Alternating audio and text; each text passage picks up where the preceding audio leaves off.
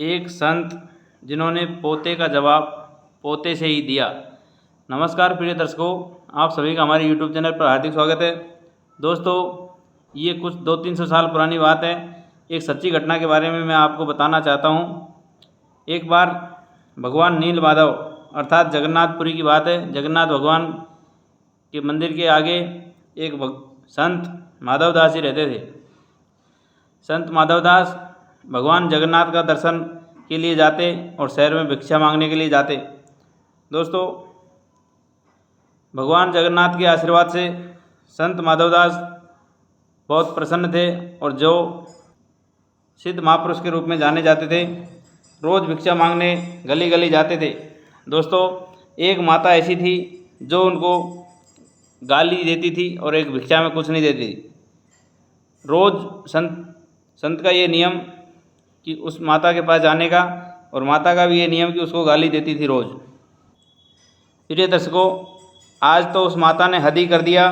वो माता कच्चे घर की लिपाई पुताई कर रही थी। तो जब संत माधवदास भिक्षा मांगने जाते हैं तो वो माता एक पुताई करने की पोतनी होती है, उसको पोता कहते हैं, कपड़े का बना हुआ। तो दोस्तों, उससे पोता लगा रही थी। जैसे ही संत माधवदास माता के दरबार घर के आगे जाते हैं, कहते हैं मैया भिक्षा दे, तो माता रोज़ की तरह क्रोधित रहती थी। आज उसने गाली नहीं दिया और गाली की जगह पोते को ही फेंक के मार दिया। जो पोतनी होती है उसी को फेंक के मार दिया।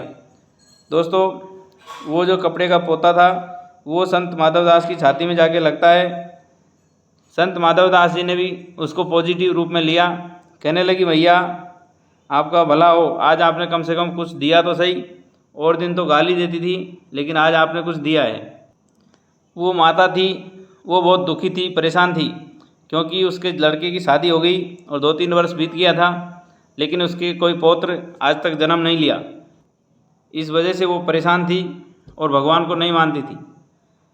संत माधवदास भी कहते हैं कि माता आपने आज मुझे पोता दिया है, तो मैं भी आपको आशीर्वाद देता हूँ कि इस पोते के बदले में आपको पोता ही दूंगा और आपके घर में 1 वर्ष के बाद आपकी बहू के बेटा जन्म लेगा।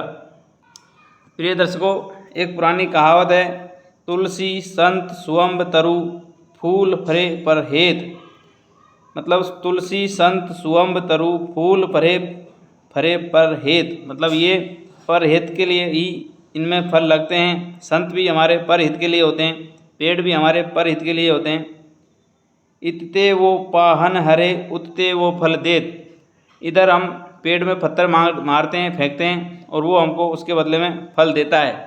दोस्तों, आप जानते हैं कि जिस प्रकार से पेड़ का स्वभाव फल देने का है, चाहे उसको पत्थर ही मारते हैं, उसी प्रकार से आज ये जो संत माधवदास जी हैं, उन्होंने भी इनके पास जो ज्ञान था, जो साधना थी, उसके बदले में उस मैया को पोते का आशीर्वाद दिया। और 1 वर्ष के बाद उस माता के घर में बालक के रूप में किलकारी गूंजती है। प्रिय दर्शकों, संत महात्मा वही होते हैं जिन पर समाज की निंदा चुगली अर्थात बुराई से कोई फर्क नहीं पड़े और वो सुख में दुख में समान रहे।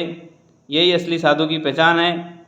दोस्तों, संत हमेशा सत्संग के लिए होते हैं और संतों को, महात्माओं को देवताओं से बढ़कर दर्जा दिया गया है। आज की कहानी में इतना ही।